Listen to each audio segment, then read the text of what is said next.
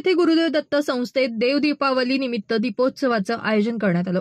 दीपावली उत्सव संपन्न झाल्यानंतर मंदिरांमध्ये देव दीपावली साजरी करण्यात येते। या पार्श्वभूमीवर सावरगाव येथील गुरुदेव दत्त विश्वस्त संस्था या ठिकाणी हबप महेश व्यास यांच्या हस्ते तथा संस्थेचे अध्यक्ष बापू कुलकर्णी यांच्या उपस्थितीमध्ये दीपोत्सव साजरा करण्यात आला।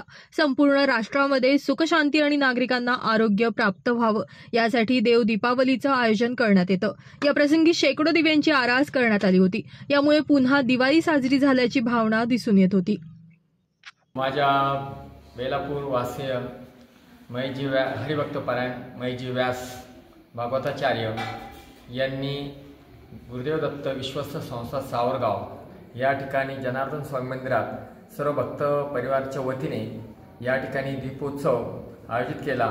खरोखर धन्य आजचा दिवस अतिशय सुवर्णाक्षरात कोरावा अशा प्रकारे मला असं वाटतं की खरोखर प्रभू श्रीराम या ठिकाणी आज आले आहेत आणि खरोखर सर्व भक्तांनी त्याचा आनंद लुटला आहे। अशाच प्रकारे सर्वांनी असा दीपोत्सव साजरा करावा अशी जनार्दन स्वामीचरणी प्रार्थना करतो।